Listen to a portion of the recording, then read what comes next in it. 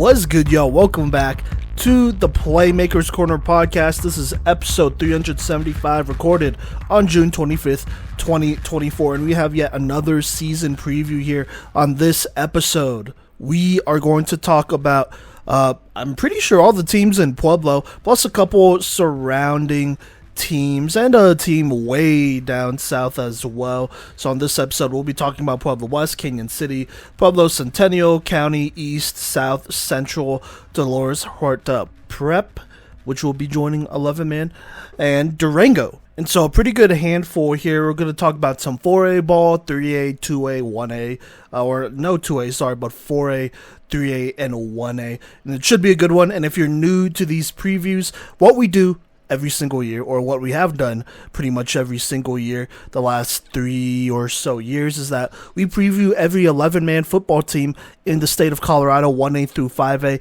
We talk about their season last year, talk about graduating seniors or departures, transfers, what have you there, as well as talk about key players who will contribute to the upcoming season, and then we predict the records, give them a prediction based on the schedule that they have here, or will have if they're going to play some league games, so they haven't scheduled those. And then also give them a window of wins, which is just the range of wins that we expect teams to finish within during the regular season, that is, because obviously we cannot predict the playoffs.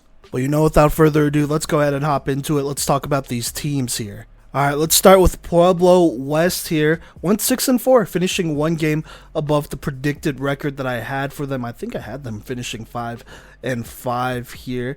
And I think the one game that was different for them, or one of the games that was different for them, was that they beat Dakota Ridge in a 21-14 close shootout here that I got wrong, basically, to start the season.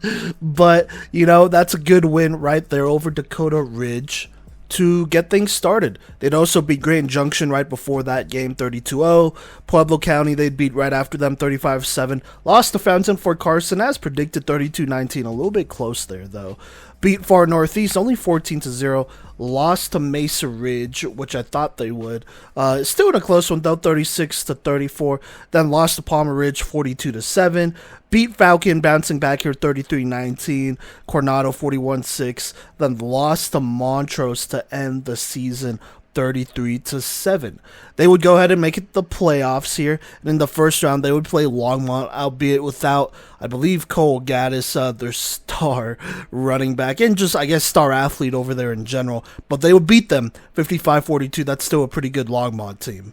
They would then travel back to Montrose here, or travel to Montrose since they hosted them last time, and they would just barely lose to them 35-38 in a close one, still scaring them for sure there, though. But there you go there. That's how their season went. Not a bad season, getting into that second round of the playoffs and finishing over 500.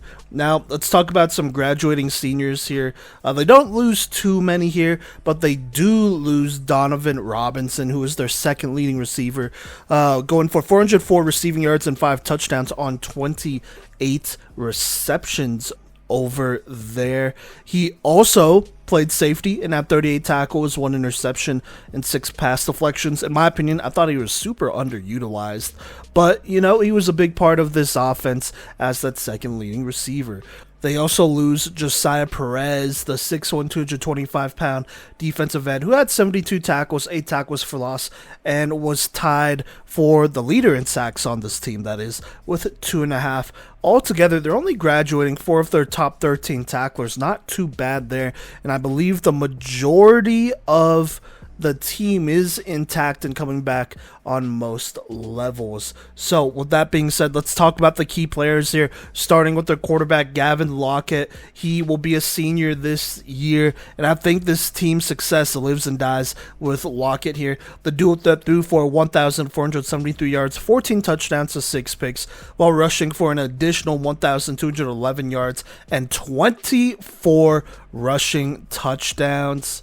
He was their leading passer and leading rusher, and that was good enough to win him our 2023 Offensive Playmaker of the Year for the 4A level over there. Did make our All-PMC list, but was just off of that one. He's an excellent athlete. And honestly, I mean, Pueblo West, they're going to make the playoffs and have the potential as a contender as long as he is healthy. But they got to find other guys to, use as well and take some of that pressure off. And honestly, if they passed it more, then, maybe he wouldn't have to do as much, honestly. And they do have a pretty good wideout one for him in Brock Keck. He will also be a senior. He's 6'5", 217 pounds. Last year was their lead receiver with 44 receptions for 610 yards and 7 touchdowns. And honestly, he should be getting a lot more looks. He really should be. And Pueblo West just does not like to pass the ball like that. They're very much a run-first team, and I think in a lot of ways that's an issue. They become a little bit easier to predict, and I just don't think they are taking advantage of this mismatch super well. I mean, he's the only 6'5" receiver, like true receiver in the state. They have a lot of 6'5" tight ends, but they line up at tight end. This guy actually lines up outside, and so if they use him, he could be a beast. He really should be averaging about 1,000 yards and 20 touchdowns a season, but instead he hasn't reached 1,000 yards, or even, I don't think he's even reached 10 to 15 receiving touchdowns yet. And he's somebody who could handle that workload. And so, I don't know. We'll see. But he'll be returning. So there you go there. They also return on the defensive side of the ball. A lot of their defensive starters, including Garrett O'Brien. He will be a senior as well. And he also should be a solid receiving option for them, I think. But on defense, he was an All-PMC safety last year with 86 tackles and a team-high 5 interceptions.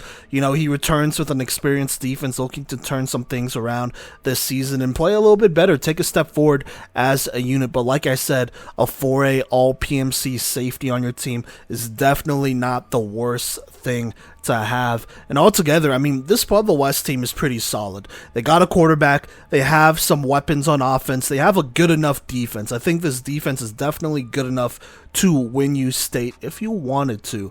And so, with that being said, let's go ahead and predict the record. To start out the season, they host at home against Loveland, a solid team, but Loveland is losing a solid amount, including Trey Olson. That'll be tough, but they do bring back Zane DeSouza, I want to say. That's how you say his name. He just got offered by CU, a big-time tight end / defensive end over there. I still think Pueblo West should handle them. That really should be a dub over them. They bring back a lot more than Loveland does, and they're also playing at home, which is a pretty long drive for Loveland. So there you go there. Then they play Pueblo County at County. I think that's a win for West here. They play Pomona. That's a dub for West. Lutheran, I think this should definitely be a win for Pueblo West, especially with how early they're playing them. Lutheran has to reload. They got to have a new quarterback and figure some things out. And even then, I still like Pueblo West. Don't get it twisted, though. I think Lutheran might still be able to push them. Same with this next team at Vista Ridge, especially considering they go to Vista Ridge. Vista Ridge got some players over there, including a former Pueblo quarterback over there as well, which will be really interesting to keep an eye on. But either way, I mean, Vista Ridge is losing some players too, and they lose their head coach. I like Pueblo West. They just have a lot more continuity. Then they play Doherty, team moving down to 4A. That should be a win there. That's a team that consistently loses to Mesa Ridge, by the way, and I think Pueblo West is closer to Mesa Ridge than Doherty is. Then they play Mesa Ridge. Talked about them last week on the preview. Make sure you check that out. I believe that is episode 374 on that one over there. So make sure you check it out. But I like Mesa Ridge. I think this will be a close one. Mesa Ridge, though, just has a lot of weapons here. They could beat you in a lot of different ways. They pass the ball more. They just got Coach Dooley over there, who I think is one of the best passing coordinators, receiver coaches in the entire state. And I don't love the matchup. I don't love the matchup, seeing that Mesa Ridge offense going against this Pueblo West defense, or more realistically, this Pueblo West offense try to keep up with the Mesa Ridge offense, but who knows, it could go maybe either way. I do think they got to take advantage of this Brock Keck matchup here, though.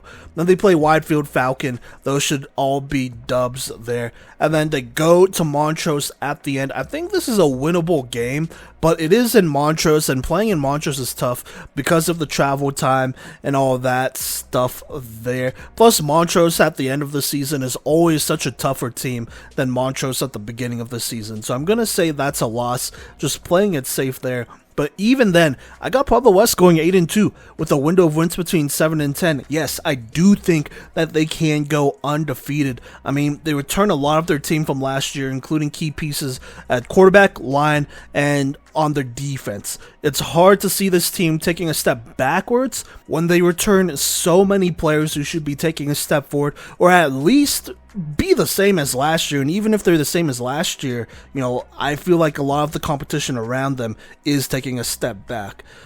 They do play an easier schedule, in my opinion, because of that, as mostly everyone except for Mesa Ridge is just losing so many, like I've been saying here. There should be no excuse for Pueblo West to not be at the very least a top 8 team and, you know, get a first round bye. That's all barring injury, though. And like I said, we'll see what happens. I think they're a contender. I think they're a playoff team. But I am wary of that contender status that I am giving them, just because I know how that offense goes. They're going to run the ball even when they should pass it and be more aggressive, and they are extremely capable of doing that. Gavin Lockett is a very capable passer. Brock Keck is a very capable wideout one. Could be the best receiver in the entire state, to be honest with you, if they used him, but they don't. So, I don't know. It's just really frustrating. But we'll see what happens. They'll still have a good season. They'll go 8-2. They'll make the playoffs. They'll make their little run there. But after that, we'll have to see what happens. All right, now, not traveling too far from Pueblo West here, we're going to go ahead and talk about Cañon City. Last year, I had them going 4-6 once more with a window of wins anywhere between 3 and 5. Last season, they won 2-7. They finished 2 games below where I thought they would and played pretty bad, I felt like. And yeah, I don't know. Let's talk about it. Let's recap what happened last season here. So to start, lost to Severance 39-36, which I don't think is that surprising. I had them losing to them anyways, but it was pretty close, so I felt pretty good about that. Then they would go ahead and beat Liberty in what I thought was a shocker, 23-12, which was an extremely disappointing loss for Liberty, by the way, which we'll talk about, not on this episode, but another episode, probably later this week or next week. Then they would go on, lose to Cheyenne Mountain and Lewis Palmer here, which wasn't surprising. And they would beat Harrison 54-28, which admittedly I did not see coming. That's a pretty big win for them. And like I said, very disappointing for Harrison. Then they would go ahead and play Pueblo County here. And I really thought this would be a dub, like a closer game this year with all they would be returning here. And they just get blown out 47-15. So I was just straight wrong about that one. Then they lost to Discovery Canyon 56-28. I was wrong about DCC. I will admit that. You know, Hayden Jones going there, that changed a lot, and I didn't know about that when I was doing my prediction, so there you go. And then they'd play Sand Creek at the end. I really felt like they should have beat Sand Creek, and they didn't. They lost 20-6, and then on top of that, they also dropped the Mitchell game, which would have given them another win, obviously, there. And so they finished 2-7, a little disappointing here. Didn't have too many close games. I mean, they lost against Pueblo East 21-14. That's kind of a winnable one there. Severance as well, 39-36 at the beginning of the season, but I feel like that was Severance playing down a little bit. Other than that, just an interesting season for Cañon City. Now, let's talk about the seniors here. They lose Dylan Kerr, who was their lead tackler with 78 tackles. He is part of 4 of the top 13 tacklers that they are losing to graduation. They actually lose their top 2 tacklers, Kerr and Jacob Smith here, excuse me, who had 67 tackles. They lose to both of them. But other than that, I mean, only lose 2 other seniors outside of those 2, which is not that bad at all. They also lose Marcus Lapari here. I hope I am saying that right, and if I'm not, I'm sorry. But he was their second leading passer. Had some time at quarterback where he passed for 256 yards, 2 touchdowns, only 1 pick. But he also rushed for 542 yards and 6 touchdowns as their second leading rusher there. So pretty solid production for Cañon City. I mean, they're losing those 2, right? But not too many players, like I said, that they are graduating. They return everyone else. That's like 4, maybe 5 players that they're graduating. And so let's talk about the key players, starting with Matt Harms. He's going to be a senior this year. He was the other quarterback who played for them, and he passed for 334 yards, 2 touchdowns, so 5 picks though. But he also rushed for 548 yards and 7 touchdowns, which was good enough for first on the team. He was their leading rusher there. And, Cañon City, they're moving towards a more run-heavy offense, it seems, with their personnel, and I think he should be a good pillar for this offense. Also, he had 48 tackles at linebacker.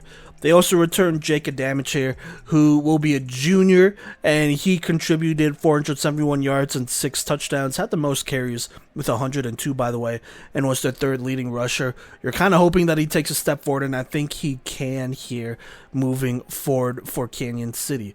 They also bring back another back here, it looks like, another rusher, in Gavin Reddick. He will also be a junior. Last season, he rushed for 374 yards and 3 touchdowns. He's also one of the fastest players in the state. I think he could potentially be a breakout candidate for Cañon City here. And speaking of breakout candidates, I think they have a couple on the defensive side of the ball with Ben Reich, I want to say.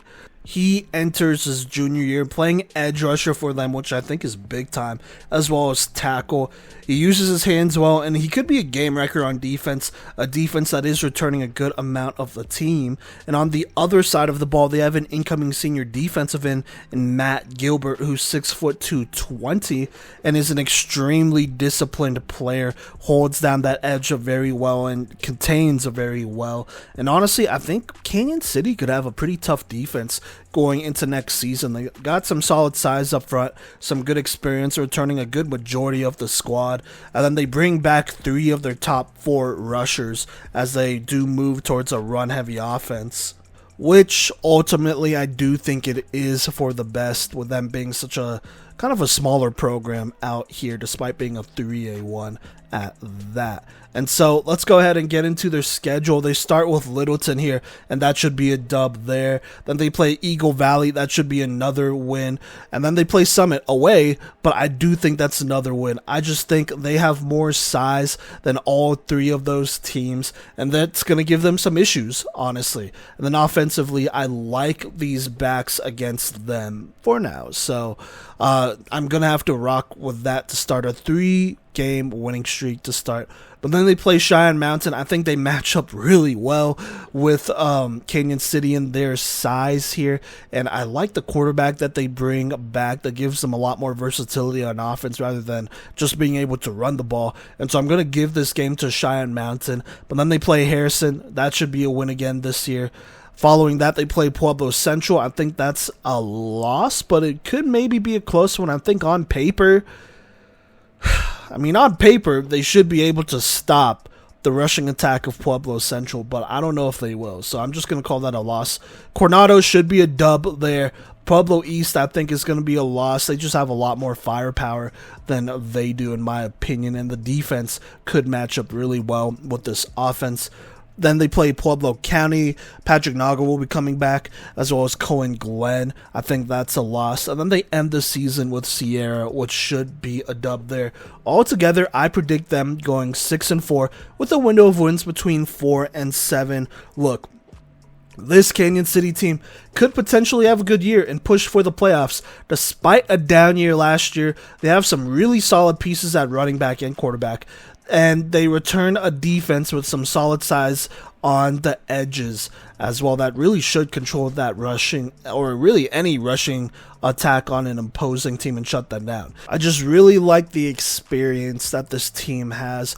And I mean, if you look at the schedule from last year, their defense showed up at some times and made games winnable for them, like the Severance game, which was 39-36 there. The Pueblo East game, where they held them to only 21 and whatnot. The Sand Creek game, I mean, that really should have been winnable. Only lost that 120-6. And so I feel like this year, you start to see some more success from the defense helping out the offense, and hopefully the offense taking a step forward and rewarding the defense for their hard work. I will say this, they need to figure out the quarterback spot, as I felt like they did like to pass in the past. Like I said, moving towards more just running the ball, and I feel like that's out of necessity, and it's not the worst thing for them to do, but obviously that adds a lot more versatility if they can pass it and get rid of some of those stacked boxes that opposing teams will bring. But other than that, I like this defense. I like the pieces that they have here. If they play their cards right, they should finish pretty close to 500 and push for a playoff spot, but we'll see what happens for Cañon City. Alright, next up we have Pueblo Centennial, and I'm gonna keep this quick. I had them last year going 1-9 with a window of wins between 0 and 3, and they finished 0 and 10. Still within the window of wins, but just not winning a game. I had them beating DCC, which in hindsight was a horrible prediction, so I'll own up to that. Even with DCC, even with DCC having Hayden Jones, even without Hayden Jones, I still think they should have beat them. So, I don't know. And they just did not play a competitive game at all this whole season. I think their closest game was a 41-7 loss to Harrison. Other than that, they did not score more than 2 touchdowns at all this season. In fact, they only scored 13, 20, 28 points this season in 10 games, which is horrible. So there you go there. Oh, and on top of that, they didn't track any stats, so that's great. I don't have that many players to talk about here. I had to do a lot of research on my own. Players that they are graduating, that I know they're graduating. Emmanuel Hanrahan here. He was their lead receiver 2 years ago and was a big-time cornerback for them. They also lose Jaden Hudrin, who I believe played quarterback for them his senior year. And, yeah, I mean, obviously it did not go super well. So, there you go there. There's your graduating seniors. I don't know how many they are losing, but I do know about some players that they are bringing back. I got 2 here. Chase Castleberry, a 6'4", 235-pound incoming junior edge rusher / offensive tackle. Brings some good size to the squad. His film looks pretty solid, but would love to see more defensive film. I think he brings some unique size on that side of the ball. They also bring back Ezra Mestis here, the 6', 255-pound guard / edge rusher, is another incoming junior. Pretty solid guard, could potentially be a good defensive tackle rather than edge rusher, but we'll see there. So they got some pieces over there. It's not too bad. But as far as predictions go, I just have a really hard time giving them a single win this season. I'm just going to list off the teams they have listed here. They play La Junta. That was a playoff team last year. That's a loss. Cheyenne Mountain should be a loss. Sierra could be close, as Sierra does lose some players, but I think that's a loss. Coronado, I think, is potentially another close one, but I feel like Coronado just has more established offensive firepower coming back, so a loss. Pueblo Central, Discovery Canyon, Pueblo South, all playoff teams, so you know what those are. Palmer could be a win, but like Coronado, they got some talent over there, so we'll see what happens. But I'm just going to play it safe and say that's a loss. Harrison, they got some size up front, and I think that battles against what Pueblo Centennial has best here, and so that's a loss. And then Lewis Palmer, I mean, they blew them out last year and was also a playoff team, so that will also be a loss. I just don't see them beating anybody. I mean, their best chance at wins are probably against Sierra Palmer and either Coronado or La Junta, but even that, I just don't feel like they have the offensive firepower to go toe-to-toe with anybody unless this defense takes a significant step forward, which was allowing a good 50 plus points a game last season. So it's just really hard to put a lot of faith in this Pueblo Centennial team, unfortunately. So I have them once more going winless, but hopefully they don't do that. Alright, now let's talk about Pueblo Central, who is a very different team from Pueblo Centennial. Last season, I had them going 4-6 here with the window wins anywhere between 3 and 5. And, you know, they finished one game better, right, at 5-5 at 500 here. They'd start the season with a loss to Pueblo County, which was expected. Lost to them 35-14. Would lose the Discovery Canyon 26-15, which I thought would be a win, but like I said, didn't know Hayden Jones was transferring there when I did predictions. So there you go. Lost to Green Mountain as expected, 50-0. Beat Pueblo West, or sorry, not Pueblo West, Pueblo East as expected in the Bell game, 26-13. As far as I know, that one did not end at halftime. And then they would go on and they would play Monarch and beat them here, which was a prediction I got wrong. And, you know, granted, they didn't have Asher Ewing, but Riley Montemayor at quarterback was a pretty solid replacement, and he actually struggled in this game here.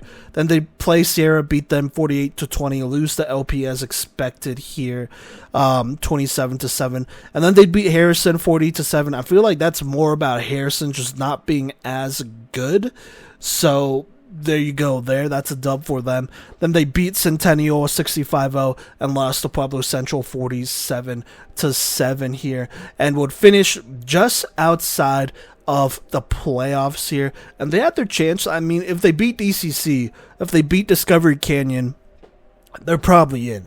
They only lost by 20 to Lewis Palmer. If that's a win, then they're probably in as well. So, some tough games there. But, you know, this was a very young squad. And so, before we talk about some of those contributors coming back, let's talk about the players that are leaving, because they are losing a couple solid players, including Armando Manuel. He was their second leading receiver. He caught 23 receptions for 386 yards and 3 touchdowns. Also had 31 tackles, 3 picks, 5 pass deflections. That's safety. Also co-led in interceptions, by the way.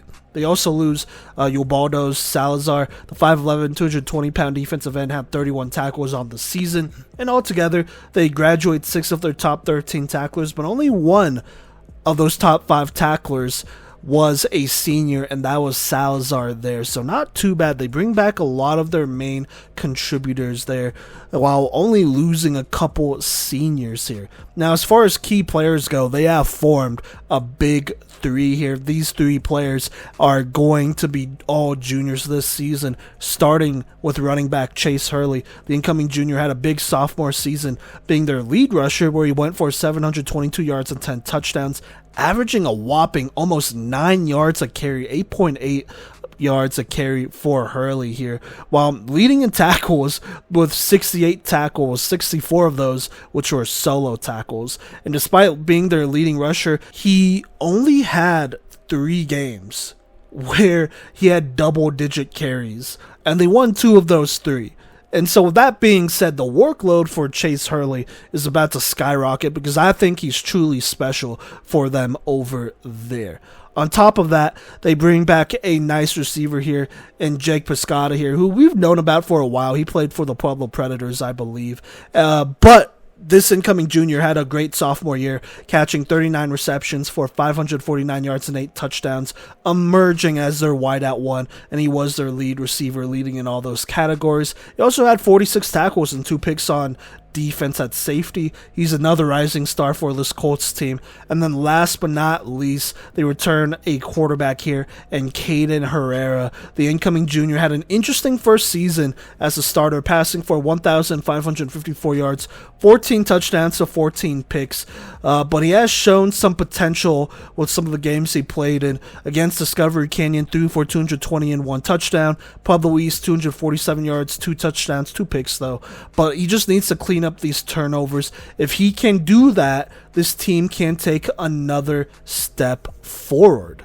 And he does have some talent. I did like and there's only like one clip, but I like or 2 or 3 clips, but I like the clips that I was able to see of Herrera. He's definitely somebody that we have to see in person. But Pueblo South has a big 3 on offense here, all juniors going into this next season, and Hurley, Pescata, and Herrera here. I think these 3 can be a very dangerous core for Pueblo South. And then on defense, I mean, they return a good majority of their defense here. Hurley obviously being their lead tackler, but I think the return of Francisco Pacheco, he's a senior defensive lineman who had 36 tackles, 34 which were solo, and 2 sacks on the season. I think that's big time for them. He was their 3rd leading tackler and should help with defense this next season. That should be tougher going into the fall here.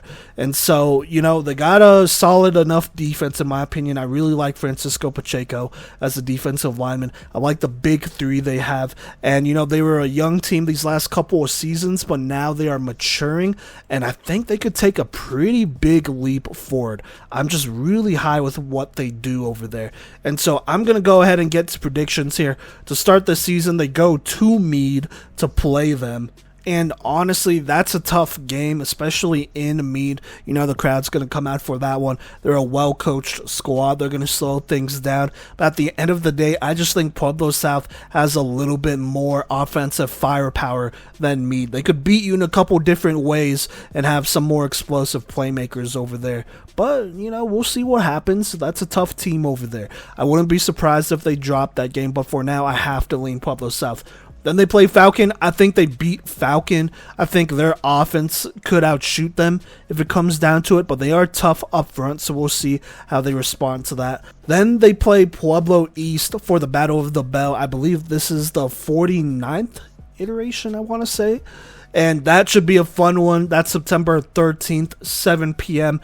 I am planning to be there. I haven't been there since the fiasco that was 2 years ago and all of that. And I think this will be a very competitive game. Pueblo East is returning some good playmakers. They have a young quarterback of their own, but I have some doubts about him as well. And we'll talk about them later on in this preview. But I think for now, they did beat them last year, I believe. I think I'm going to have to go with Pueblo South this year. Moving on, they play Skyline. That really shouldn't be a close game. I think that's a win there. Pueblo County, I think, will be a tough one. They have to stop Cohen Glenn and Patrick Naga over there. I think they can, and we'll talk about that county team later. But that county team is also losing some key defensive players, which makes me nervous about them stopping South. So, excuse me, but there you go. So that should be a win. Then they play Palmer, Pueblo Centennial, Harrison, all wins there. And then currently it's listed that they play DCC last Discovery Canyon. That's a tough game, I'm not going to lie, and there could be some seeding implications there, and if things are really bad, it could potentially mean them not making the playoffs, or DCC not making the playoffs. We'll see, but that's a good one. I'm going to give it to South. I think they have just a couple more proven players, and so I like them more here. And then this team isn't scheduled, but they are a league game, and that's Lewis Palmer. That's a team that runs the ball, controls the clock, but I think Pueblo South can make them uncomfortable pretty quickly with this big 3 that they have over there, and the defense that I think could stack up pretty well against that LP rushing attack. And so, you heard it here first. I got Pueblo South going undefeated, 10-0, with a window of wins between 6 and 10. Look, I do acknowledge that they have tough games against Meade, Pueblo East, Pueblo County, Discovery Canyon, but those are games I just think could go either way, and so if they lose all of them, they drop to 6 games, but even then, they still make the playoffs, and I think the potential for the squad is insane. They feel very well balanced, and even then, I mean, their big 3 is they're only juniors going into this season, but they could make some noise very early on. I think they're a playoff team, and they could make some potential noise here as a contender in these playoffs. And that's crazy to say, but I like the experience on this defense, and I like the production they have on offense, assuming they all take a step forward here. And I think the biggest indicator that they are a contender is if Caden Herrera could take a step forward at quarterback and be more efficient and productive at the same time while the defense is playing well. And I think that is all very possible for Pueblo South. And you look at the rest of the teams here in 3A. I mean, there's a lot of teams that's losing a lot of players that have contributed these last couple years, while, you know, Pueblo South, they've been building, they've been working. And oh man, I think it's going to be a good season for them. I think this is a playoff year for them and a potential contending year for them, as their window now, I believe, is open. Now, let's talk about another very good playoff team in Pueblo, and that is Pueblo Central. Last season, I predicted them to go 9-1, and that's what exactly they did here. Their only loss on the season was a 55-19 loss to Heritage, who, you know, was very good in the 4A playoffs. Other than that, everything went pretty much as expected. To start here, Alamosa, they beat them 40-12, beat Pueblo East in a close one, 20-14. They had that Heritage loss, but bounced back with a blowout of Coronado, 54-14, Pueblo County, 43-20, Centennial, 52-0, blew out Sierra, 42-8, beat Lewis Palmer in a tough one, 29-22, and beat Harrison 45-6, and Pueblo South at the very end of the season 47-7. They would go to the playoffs, but would lose kind of unexpectedly in a tough game versus Northfield, 56-36. Just could not get a stop there despite scoring so many points. So a tough end to their season, but still a very successful one at that. And, you know, they have a couple seniors to credit that for sure here, starting with Michael Montoya, the 6'1", 210-pound linebacker / fullback. He rushed for 1,014 yards and 19 touchdowns as their second leading rusher, as far as yards go, that is, but led in rushing touchdowns with those 19. On defense, though, he was their lead tackler with 88 plus 2 sacks, and just did a lot for this talented squad, and so that production is just going to be tough to replace. They also lose Josiah Barea here. He was their lead receiver in a run-heavy offense, and as their receiver, their lead receiver, he had 509 receiving yards, 8 touchdowns on 23 receptions. Also added 31 tackles and 2 picks at corner for them. On top of that, they lose their second leading receiver in Caden Clay, who had 14 receptions for 330 yards and 5 touchdowns, adding on 25 tackles and 2 picks at corner. And altogether on defense, I mean, they lose those 2 corners and their top tackler, but I mean, they graduate 9 of their top 13 tacklers, including those 3 there. And they lose 4 of their top 5 tacklers to graduation. So this defense is pretty inexperienced with so many players now out and graduating. And so this defense going into next season is going to have to step up.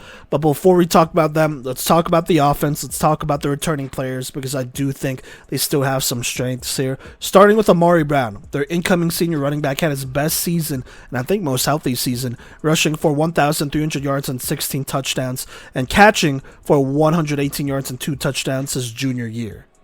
Now, the former newcomer of the year has always been good, and honestly, it comes down to health. If he stays healthy, just knocking on wood here, then I think this Pueblo Central team will be just fine. On top of that, they returned their quarterback in Gennaro Pino here. I think it's Pino. It might be Pino here, but Gennaro Pino, their quarterback, will be a senior, returning for his last year. And last season had a pretty efficient year, passing for 750 yards on 60% completion. Also threw 13 touchdowns, only 3 interceptions, while rushing for 268 yards and 2 touchdowns.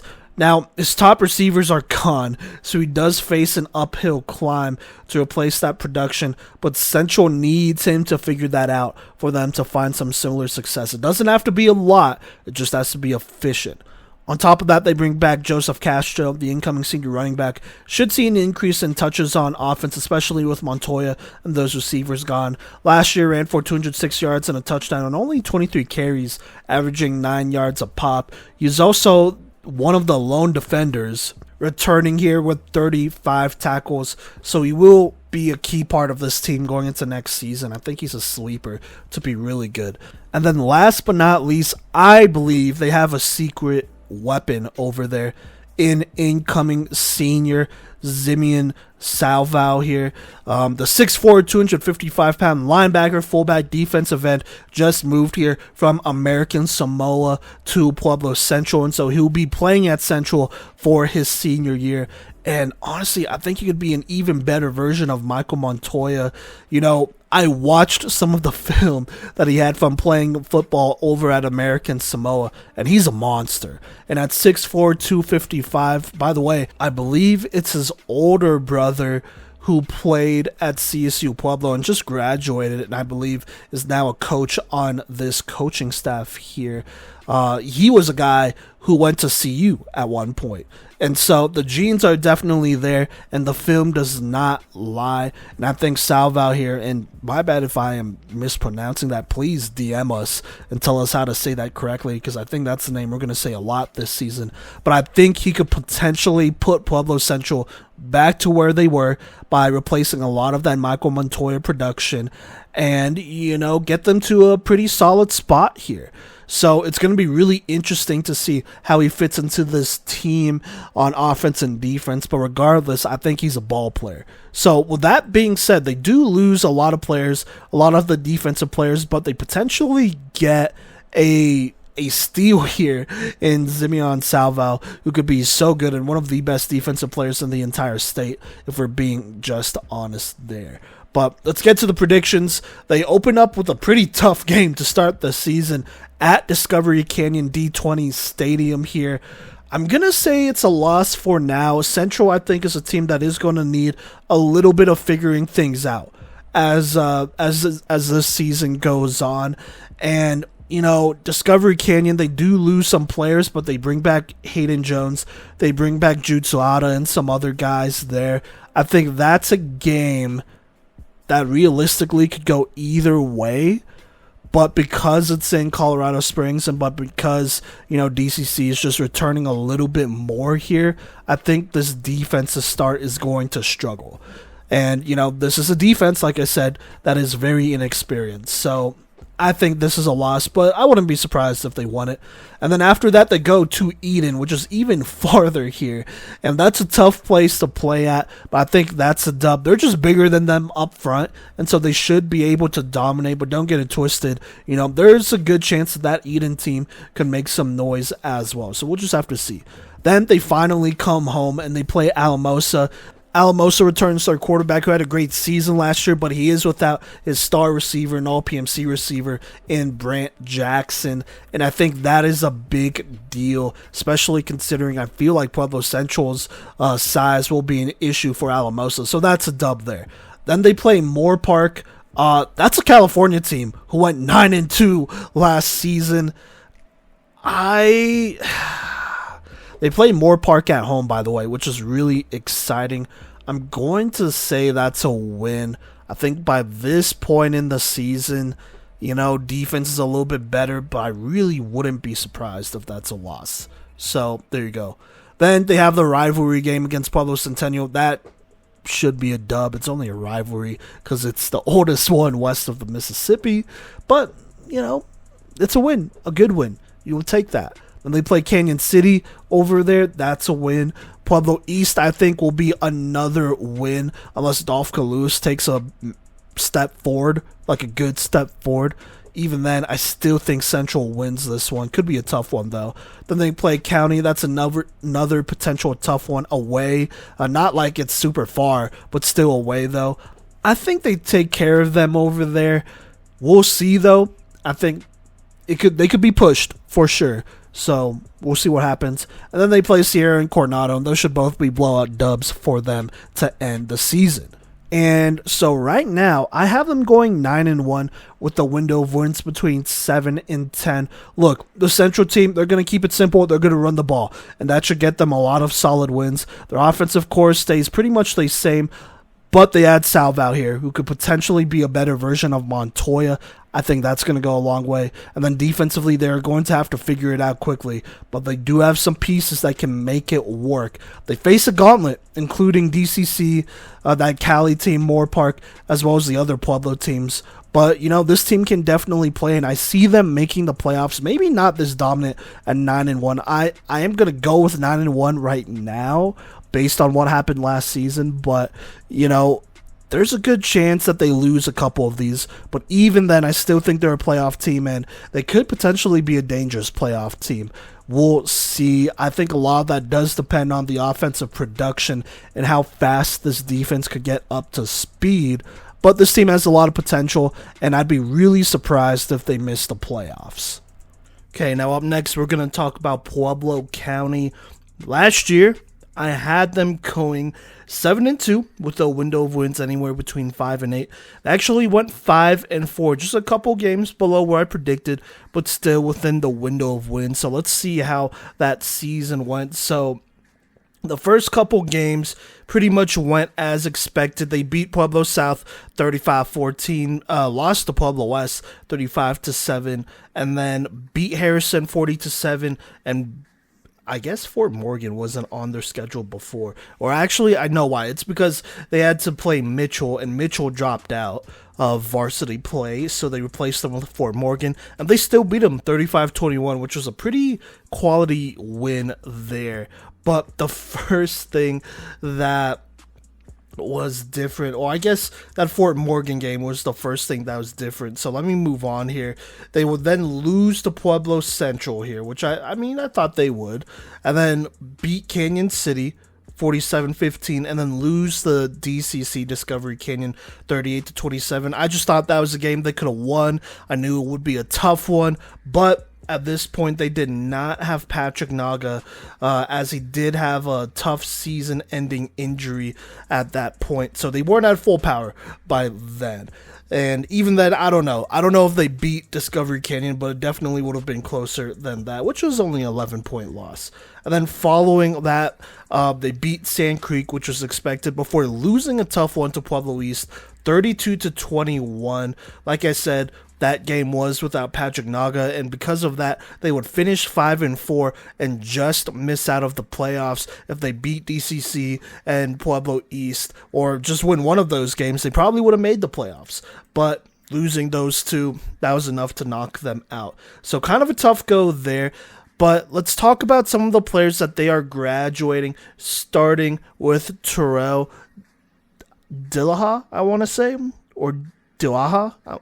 I'm pretty sure it's Dillaha, but excuse me if I'm saying that wrong. He would fill in for Patrick Naga here and would be the lead rusher with 592 yards and 6 touchdowns. Also had 37 tackles and 2 picks as one of their corners. Speaking of corners, they're losing their other starting cornerback in Jonathan Gonzalez. He was actually arguably their best athlete, rushing for 266 yards and 3 touchdowns on 20 carries on offense, while being the lead receiver with 640 yards and 5 touchdowns on only 34 receptions, while also having 39 tackles and 2 picks at corner. That's a tough one to lose for sure. He was just a great athlete, tall, fast, all the stuff you want in a star.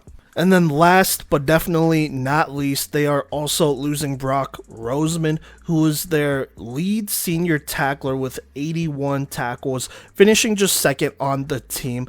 Like I said, he had the most tackles out of all the seniors graduating, but it is worth noting that they are graduating 8 of their top 13 tacklers.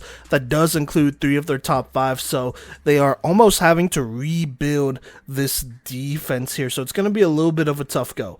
But let's talk about some of the key players they do bring back, because there are some good ones, including Patrick Naga. The junior running back returns after a tough season-ending injury that cut his season short. And according to this, he only has 1 game listed for his stats, so he must have only played 1 game, which is a tough go for sure. But that does mean he should be healthy enough to come back for his senior year. But the previous year, his sophomore year, he had a breakout season where he rushed for 840 yards and 10 touchdowns while catching 20 receptions for 258 yards, and 2 receiving touchdowns. Then on defense, he had 20 tackles at linebacker. Bring him back will be a huge boost for this team that is losing a lot of production on both sides of the ball, but it does put a lot of responsibility and pressure on him, which I think he could definitely rise to. He did it the year before. I think after a full year of recovering, he should be looking to potentially have an MVP type season, but I feel like it's going to be really hard for them to win games without him. So just throwing that out there. But in addition, they are also bringing back their quarterback, Cohen Glenn. He stepped up and had a solid year passing. He passed for 1,075 yards, 15 touchdowns, only 7 picks, while also rushing for 522 yards and 9 touchdowns. He was actually their second leading rusher. And so even though he is losing his top receivers in Gonzalez, Roseman, and Dillon, and Dillaha actually as well, so his top 4 receivers, I still feel good about him. He's a great athlete, a good dual threat. He's going to be somebody that you got to watch out for as far as running the ball goes. But he has shown that he could throw it a little bit. And so hopefully you could take some of that pressure off of Naga here. And that 1-2 punch could definitely be dangerous. Now on defense, they are losing a good amount, but they do return Elijah Horton, who only played 6 games, or at least stat-wise only has 6 games listed. But what's crazy is that it's enough for him to still be the lead tackler on this team with 95 tackles, 6 tackles for loss, and 4 sacks in that limited amount of time. If he can stay healthy, he would be a big help to a defense that is losing a lot. So for Pueblo County, a lot of it is honestly health. They do have some good talent there in their backfield and some returning players on defense, but they gotta stay healthy. And it doesn't start easy this upcoming fall season, as they do start with Pueblo West. I think that's a loss with all the players that they're losing on the defensive side of the ball. I just don't like that matchup with what's going to be one of the better offenses in 4A this next season. So that's a loss there. But I have them winning against Arvada and Harrison following that, both away games, by the way. And then they play Discovery Canyon. I think this could be close, but we're going to need to have a fantastic game, a great game from both Glenn and Naga in this one, from their backfield, for them to win this, because defensively, like I said, still a little bit shaky over there. Discovery Canyon, they're going to have a good offense led by Hayden Jones over there. And so I think their best chance of winning is getting into a shootout potentially. That is obviously if Glenn and Naga play well, which I think they can if they're healthy for this one. But for now, I'm going to lean Discovery Canyon. Then they play Pueblo South, which is kind of a tough game. Just talked about them. You know, they are returning a lot. They're returning their big 3 on offense, and they're also returning a lot more defensive players than County is.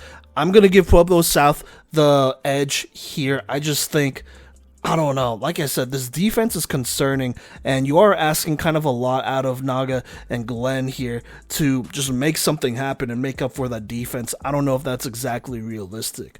But then they play Coronado, Sierra. Those are both dubs. Following that, they play Pueblo Central. I think the defense should definitely be better by this point, more put together. I mean, this game is listed for October 25th, so that's a pretty good time to play Central here. You gave your defense enough time to kind of gel. Now, I do think they can beat Central, but you're going to need a good offensive performance once more. So we'll see what happens there, but I got to lean towards Central and that defense. Both teams are actually kind of similar with what they're losing. So really that's a toss-up, but I'm going to lean Pueblo Central just being safe. Then they play Cañon City. I think this could be a close one or has the potential of it, but I'm going to go with Pueblo County. And then last but not least, they play Pueblo East. That's a team up and coming. If Dolph Kalous over there could figure it out, I think they win this game, especially because this will be the last game that Isaiah Trujillo over there plays regular season-wise.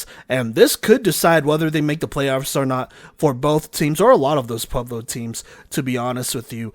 And so this will be a very important game at the end of the season. But I'm going to have to say that is a loss for now. Altogether, though, I have Pueblo County going 5-5 with a window of wins between 3 and 6. Look, this County team is losing a lot of talent from last year. They will have to rely on Naga, Glenn, and Horton to shore up this team. But I just don't think that will be enough against the depth and quality of other teams here in 3A. And 3A is tough for that reason. I still think they reach 500, But anything past that would mean some heroic efforts or breakout stars here. And like I said, I think Patrick Naga could be an MVP candidate, but he's going to have MVP type of performances versus a Pueblo East, versus a Pueblo Central, versus a Pueblo South. So most of the Pueblo teams there versus the Discovery Canyon. I mean, he's going to have to turn up against those teams if they want to win, just plain and simple. Other than that, I mean, this is a good enough team where I'm like, all right, they'll probably for sure beat Arvada, Harrison, Coronado, Sierra. I feel pretty good about that. Cañon City, I think, could be a little bit closer potentially, but we'll see. And actually, I'm going to change their window of wins right here live. Because of those 4 games, I'm going to give them a window of wins of 4-7, give them 2 more wins than predicted here. And just because I just don't see them falling below 4 wins. If they do, then maybe it's another injury-riddled year, which would be very unfortunate. And I'm just going to knock on wood there, because this team is very talented, and I think they're going to be very fun to watch, but they're going to have to scrap and battle if they want to make the playoffs. These Pueblo teams are very tough this year. All right, now speaking of tough Pueblo teams, let's talk about Pueblo East. Last year predicted them to go 5-5 with a window of wins anywhere between 4-7, which ironically, I think that's what I gave Pueblo County just now. Make sure you check that out if you haven't. And in reality, for Pueblo East, they finished 4-5, so just 1 game below what I thought they would finish at. And that's partially because Mitchell was one of the games that I thought they would win, and they did not have a varsity season, so I'm not that far off, really. But just going down the schedule here, they would go ahead and beat Cheyenne Mountain with an injured Bruce Archambault, but that's a big dub regardless, though, to get them on the board. I didn't know if they could do that. And then they would lose a very close game, 20-14 only, to Pueblo Central. That's not bad at all if you're East. And then they play La Junta here, where they would lose to them 26-17. I thought originally that was a team that they could beat. It was still a relatively close game, but that's a tough one to drop as well. Another kind of close one. Then they played Lutheran at Lutheran. By the way, 3 straight home games, 3 straight away games after their first home game. And so Lutheran was on the road, and they would lose to them 26-21. Another close matchup there, which is tough to see.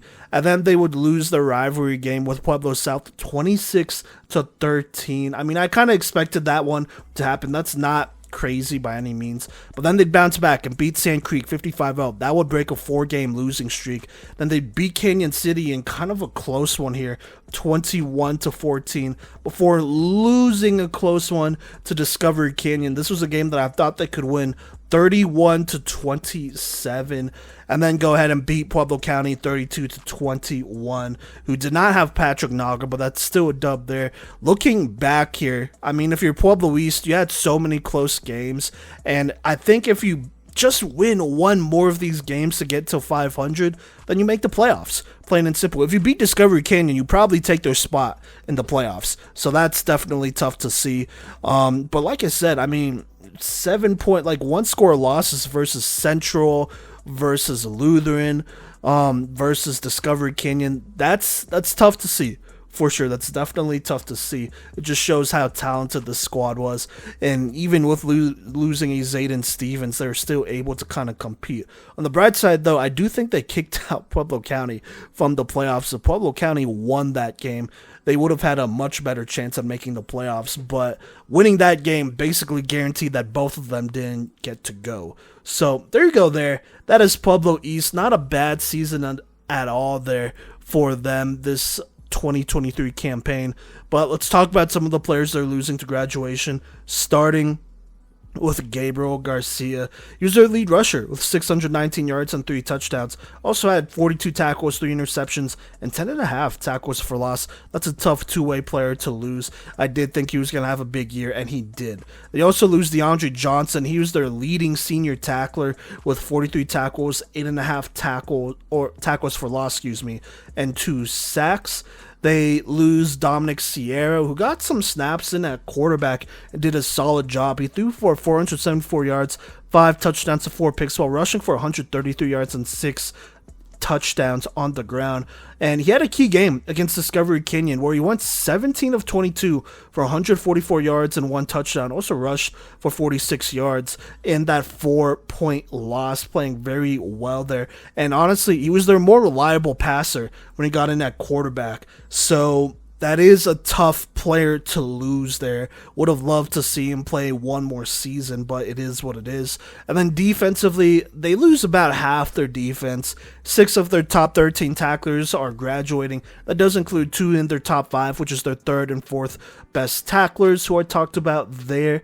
And it's not that bad. Honestly, it's not that bad as far as the defense goes. You look at some of the other teams and what they're losing. This is a pretty solid. I mean, you could work with about half your defense coming back, and you still have the majority of your defense coming back. Now, let's talk about some key players here, starting with Isaiah Trujillo. He is their star receiver and corner. Honestly, one of the best athletes in the entire state. But even with the instability at quarterback, he caught 34 receptions for 614 yards and 5 touchdowns. Good enough to be their wideout one. That includes big games against Lutheran, where he caught 7 receptions for 187 yards and 2 touchdowns, which is absolutely insane considering that team went to state. He also had a big game against Discovery Canyon, where he had 8 receptions for 127 yards and a touchdown. And then on defense, had 18 tackles and 3 picks at corner. When the ball is in his hands, he is a very productive. But the questions at quarterback might hurt him a little bit here. Regardless, though, he's a top-tier receiver here in the state of Colorado going into his senior year. So you have someone to work with. Now, the guy who might be throwing him the ball here is probably Dolphka Lewis. He started as a freshman and honestly just really struggled passing the ball efficiently. He was their lead passer, threw for 773 yards, 3 touchdowns to 9 interceptions though, with a 44% completion rating there. And it's tough, but his upside is his running ability, where he rushed for 524 yards and 7 touchdowns. That alone would be good enough to be their 2nd leading rusher on this team, which is absolutely insane. And so he could definitely run the ball. And in a spread system, which is something that East has shown to work with in the past here, he could be dangerous, as he has receivers who can do a lot when given the ball. And on top of that, with the defense so spread out, that gives him lanes to scramble. But his passing, I think, is definitely a question mark. He has to get better. And so one can hope it improves. But if it doesn't, this offense could struggle a little bit more here. I mean, you look at how many one-score losses they had. It's a tough go, and you want to have someone who's reliable, who could get that last score to win those close, tough games. That means the difference between making the playoffs or not. And I don't think there's any question about his athletic ability. Obviously, he could run the ball, and I think he has a solid arm to be quarterback and get some pretty good snaps here. But he's got to get more efficient, and so we'll see what happens there, especially as he has another year under his belt. He's now going into his 2nd year as a sophomore. He could see a jump. So there you go.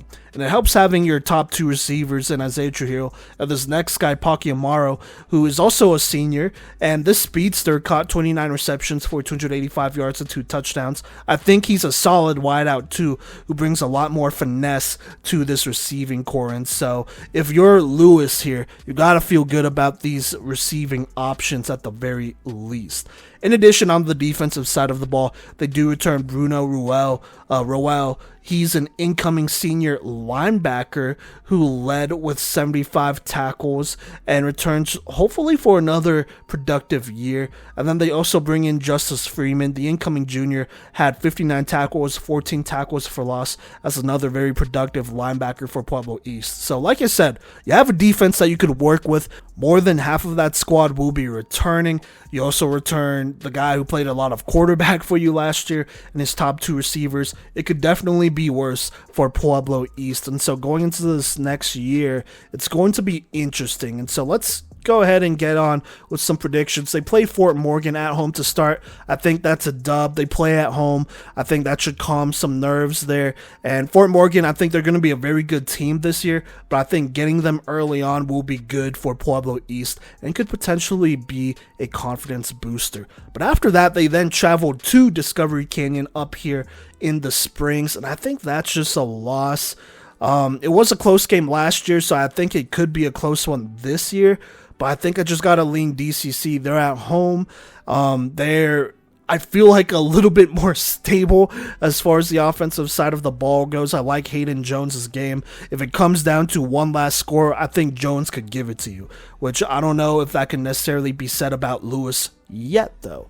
But then they play Pueblo South here, which was very early on in the season. They have that rivalry game, and I think it'll be the 49th iteration of that, 50th next year, by the way.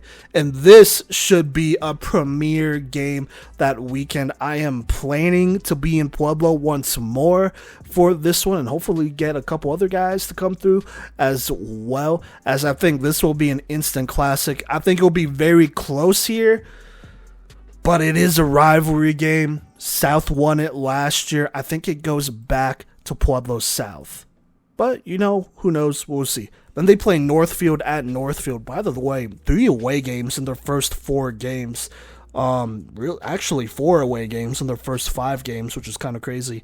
I think this is a loss. Northfield, they return a solid team. Could be close, but with these 3A matchups away and home, it does matter who has home field advantage. So there you go. And then following that, they play Holy Family. I think they could push Holy Family, but Holy Family, they also return some good receivers and some solid quarterback options as well. You could be surprised by them this year. I unfortunately think that's another loss. So really tough 5-game stretch here with Fort Morgan at home, DCC on the road, Pueblo South on the road. Actually, that's in Pueblo, so that's not crazy. And then Northfield away, Holy Family away. That's a group of playoff teams pretty much right there. Now, if they could finish over 500, then they're in a great spot with that group there. But I think there's going to be a lot of close games, and I just don't know if I favor Lewis at quarterback over any of those other QBs. I'm just going to be honest with you. And so it's going to come down to how well he plays. And if he plays well and proves me wrong, that's great. I'm looking forward to the next 2, really 3 years with him. And I already kind of am. I think there's some potential there. But if not, then there could be some red flags. But then following that, they play Sierra. That should be a dub there for sure. Then they play Pueblo Central. I think, unfortunately, that's a loss, but that's another close one. These Pueblo games are going to be all very intense and tough. So there you go there. But I just don't see them beating them quite yet here. And then they play Cañon City, Coronado. I think those are all dubs. And then at the end of the season, they play Pueblo County. I think they have a chance once more to make the playoffs if they beat County. That's going to be an important game because I'm looking at this right now, and I just feel like if they're not at 500, then they're not going to make the playoffs just like last year. And so this Pueblo County is a must win. Some pretty big implications in that one. And I think at the end of the season, with it being Isaiah Trujillo's senior year, you find a way to get it done. And that could be an explosive game for him. I'm not going to lie, especially with them losing both their top corners. Ooh, I don't know, man. I don't know. I'd be nervous about that one if I was County. And so I'm giving this one to Pueblo East here. Altogether, my prediction for them is 5-5. But I'm going to give them a window of wins anywhere between 3 and 7. I know that's a pretty big range here. But, Pueblo East is going to be very interesting next season. They have some talent all around. The defense, I think, should be solid, led by their 2 linebackers. And offensively, they have proven firepower. But this season depends all on the quarterback situation. If Lewis can step up as a passer, they can potentially go over 500 and make the playoffs and make a solid run over there. So there you go. I'm still going to lean that they're going to go 500, and I honestly think there's a lot of winnable games on the schedule. Their first 5 games are all very winnable. There's a good chance that they could be 5-0. It's a slim one, but it's not out of the question. But like I said, it's all going to depend on the development of Dolph Kalouis and the rest of this team. It could be other players who step up as well and play very good football, but you're going to need a little bit more than what they've had in the past to make it, as this will be a very tough year for Pueblo East. They have a tough schedule here, but if they win out, then they're going to be a tough team to reckon with. I think they could be potentially a top 10 or maybe even top 5 team. We'll have to see about that. But I think it's going to be a very interesting year any way you paint it for Pueblo East. All right, now up next, we're going to talk about a team that's very down south, and that is Durango. Last year, predicted them to go 9-1 with a window of wins anywhere between 7 and 9, and they went 8-1, which is technically correct because they dropped Battle Mountain, who didn't have a varsity team there, who they would have beaten. So I'm just going to say that this prediction is pretty much exactly correct.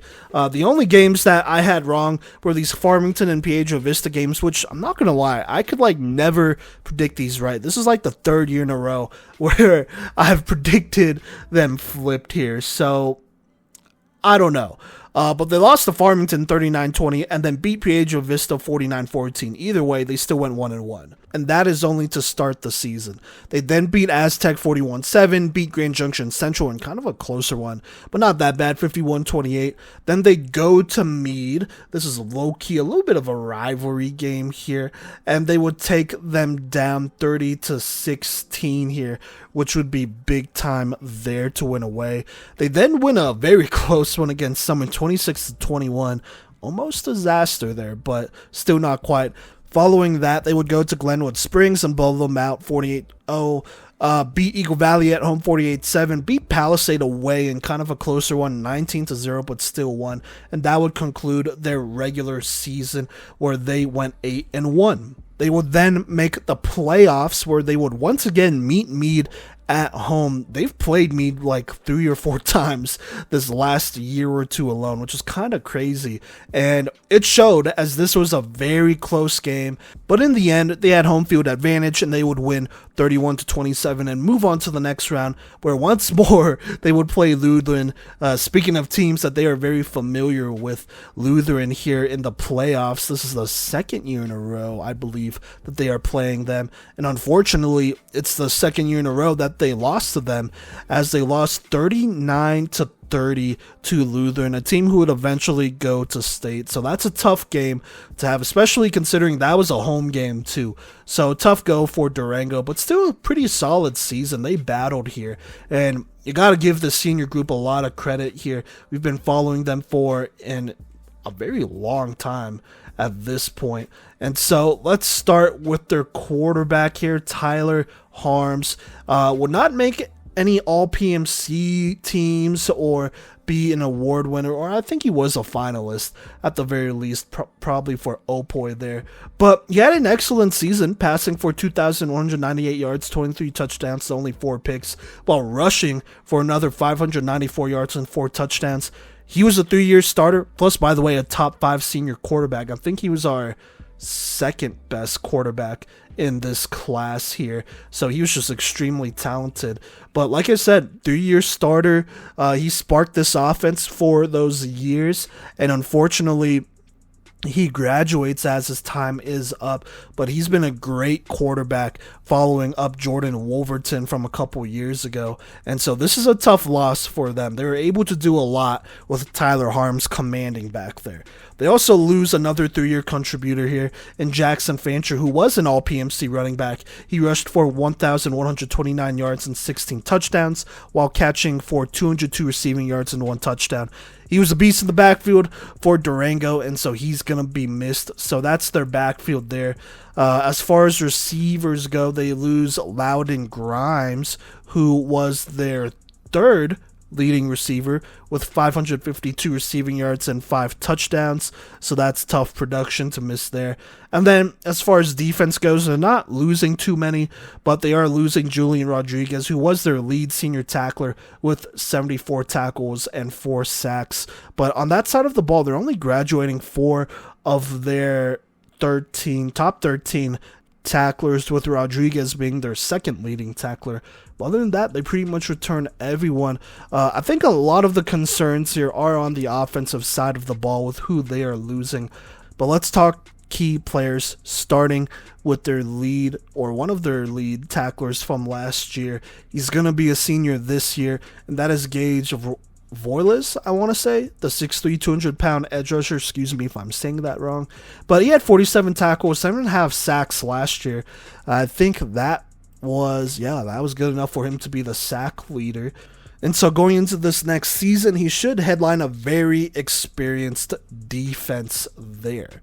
Now, on the offensive side of the ball, they have a couple players here, specifically in their receiving core, who had very productive seasons here. Let's start with Sebastian Tripp. He will be an incoming junior, and he was their lead receiver as a sophomore with 595 yards and 5 touchdowns on 33 receptions. He's an explosive athlete, whether it's at receiver or elsewhere. Expect him to get the ball and produce for this team. The other receiver over there, he's an incoming senior, and that's Peyton Dyke. He was second in receiving yards with 561, but led in receiving touchdowns with 7 on 35 receptions. Expect him to also have a role in this offense without harms and whatnot. He should definitely be involved regardless. And then back to the defensive side, they do return Califini, who was their lead tackler with 82 tackles, and so he will be returning with this experienced defense. And so they got some receivers, they got some bigger players. They always do. It's Durango, and they got a defense here, but they will be moving up to 4A, and so I think there's going to be a little bit of a learning curve here, as there's some competitive teams in 4A, but going into 4A without your quarterback from your last 3 years in a transition / slight rebuilding year, that's just tough. It's tough to do. And it's especially tough considering your first game is at Montrose, a perennial contender, and I think that's just a loss there. Then they play Farmington, Piedra Vista like usual. I don't know. At this point, I feel like it would be unfair to predict this one or give an accurate prediction because I feel like I'm just always wrong. So I'm just going to say that they split these matchups. And so randomly, Farmington loses. That's a loss. Sorry, for Durango. They lose against Farmington, and then they beat Piedra Vista, but it could literally go either way. Then they play Palisade here, and I think Palisade's going to have a pretty good season. They also return a good defense, but the big difference is that they do return some contributors that don't need a quarterback to get them the ball there, and so I think that's a loss, but maybe they win that one. It could be close. Then they play Grand Junction. That's a win against them. Then they go to Rampart to play them. This is going to be a tough Rampart team. That's going to be a lot. It's going to be built a lot like Palisade, in my opinion. And so I think that's a loss. Palmer Ridge, I know they play them at home, but I think that's a loss as well. They have a good offensive line there. Air Academy, Liberty, though, will both be wins. I could almost guarantee that at this point. Air Academy might be closer. Liberty will for sure be a win, though. But Air Academy, that could be a tougher one, but I'm going to give it to Durango for now. And then they play Vista Ridge. I think, unfortunately, that is a loss. And so, altogether, I have Durango going 4-6 with a window of wins between 3 and 6. With the loss of Tyler Harms, I think this team is going to have to take the year to figure out what they have. They have some talent, but they are moving up to 4A now, and they were super reliant on Fancher and Harms last year. This isn't to say they can't figure it out, but they will have some growing pains to go with their move up to 4A. And honestly, I think that's fair. When they had Jordan Wolverton and him and that group graduated, they had a little bit of a slump year, but the difference was that they had Josh Bates, who's now at OU, Oklahoma, and, they played an easier schedule. A 3A schedule is what it was. And even in 3A, 3A is tough, but they don't play in the toughest, they didn't play in the toughest league in 3A. And so now that they're moving up to 4A, they arguably play in the toughest league, or one of the tougher leagues in 4A, where you have a playoff team in Rampart and Palmer Ridge and Vista Ridge, on top of having an Air Academy team that has made the playoffs before and have some weapons over there. So it's going to be really tough. It's honestly going to be really tough. You also add on that they scheduled a non-conference game against Montrose, who is pretty much a contender every year. And then they play a Palisade team who is bouncing back right when Durango is kind of not falling off, but having a little bit of a lull year with so many people graduating, they're going to have to figure some things out, and players are going to have to step up. They could make the playoffs if they get to 500 and over, but it's going to be a tough road to get there. We'll just have to see what happens for Durango and how they respond to moving up to 4A. Now, last but not least, we're going to talk about our last team here, and it's a new team, a team moving up from 8-man football to 11-man football. They're going to play on the 1A level, and that is Dolores Huerta Prep out of Pueblo here. And I'm not going to lie, had a real tough go in 8-man last year, went 2-7. Second to last in their leagues. Their only 2 wins were over Justice, 26-14, and then Custer County, only 8-6. They also lost. I mean, the rest of their losses here are all blowouts, though. They weren't super close. Vail Christian, they lost 46-0. Elbert, 46-26. Springfield, 36-12. Huani, I want to say, 72-24. Crowley County, which is a team I recognize, a very good team, 62-22. Walsenburg, aka John Mall, another team that I recognize, they lose to 49-14. Shout out my old roommate, Big Murph Diesel over there.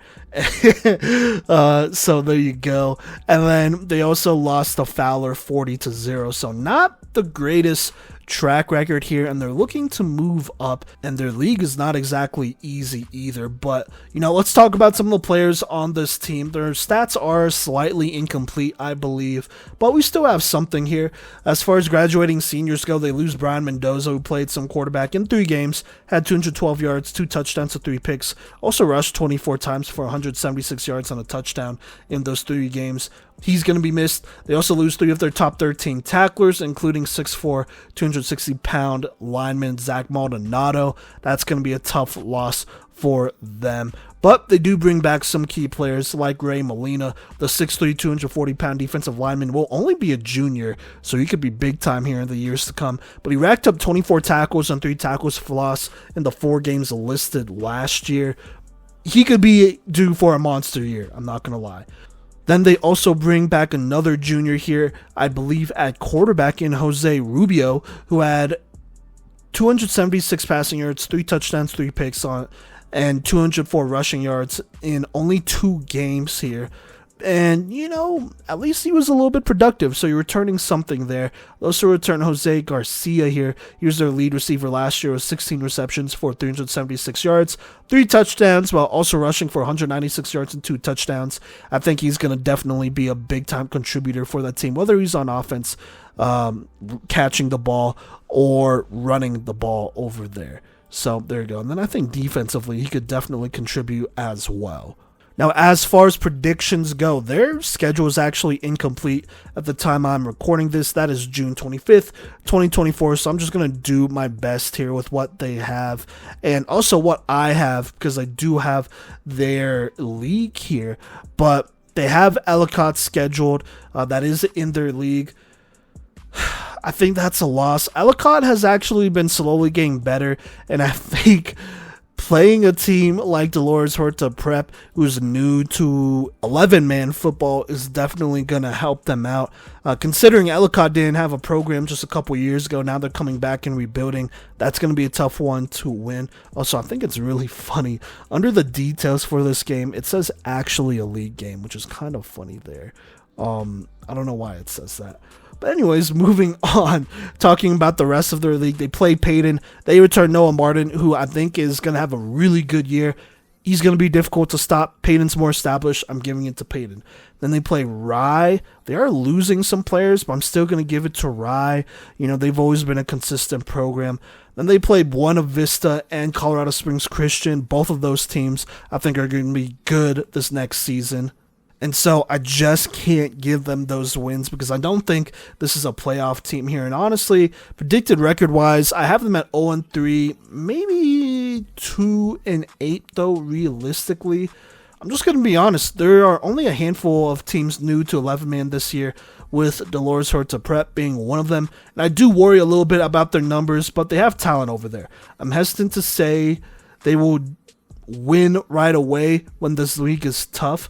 But, Ellicott, I think, could be a winnable game in this league. And then outside of that, there's a handful of other teams that they could play where they could be competitive in and win. But honestly, we just got to see how they translate to 11-man. It's just really hard to predict. And I'm always going to go with the team who has played, with the higher numbers and closer to normal football than the one who's coming from 8 or 6-man. That's usually a tough go. Denver Christian, I think, was one of the teams that proved me wrong 2 years ago when they made that transition. They were not great in 8-man and then were all right in 11-man. I mean, they eventually went 500 or got close to it.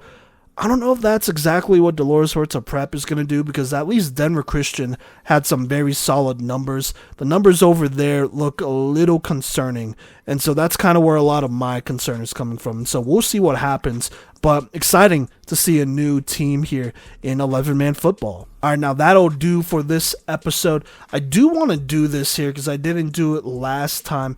I want to talk about how accurate my predictions were, at least on this episode here. I didn't do it last episode, which I kind of regret. But out of the 8 teams, basically 9 teams that I talked about, Dolores Huerta Prep actually doesn't count. So it is 8 teams. I didn't predict the record last year. But out of those 8 teams, I got 4 of them within their window of wins as far as predictions go. 3 of them I predicted exactly right, and then 1 was just a game outside of their window of wins, so not bad at all. There were no teams that I was wrong about here. I think I have a pretty good pulse on what a lot of these teams down south are capable of, but I think this next year, this group of teams are going to be popping off. There's going to be some very exciting football to be played down south in Pueblo, and even more south below that, and some changes too, which is always interesting, and so we'll see what happens there. But thank you for listening and rocking with us. Make sure to tune in for more season previews. We're going to be just posting these pretty much rapid fire Monday, Wednesday, Friday for the next couple weeks until the season starts. Also, in between that, we're going to be posting other content that we have, like on TikTok at Playmakers Corner. Make sure you check us out there. We're going to be posting, very short mini previews for the teams that we've covered and whatnot. So, if you don't want to sit down and listen to all of them, then you can at least listen to that little 1-minute clip or snippet that we have. And then if you want to listen to the whole thing, it's going to be on the episode, and you can check us out there anywhere you can listen to podcasts. So there you go. But we're going to be coming out with watch list stuff for women's or girls high school flag football as well, and boys football here in Colorado, so that'll be exciting, so that you know which players to look out for, and it's going to be a good time. Oh, and then power rankings as well. Those will come a lot closer to the start of the season, but still be on the lookout for those.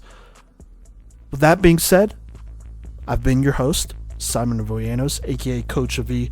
June 25th, 2024 is when I am recording this, and I will see you / you'll listen to me later.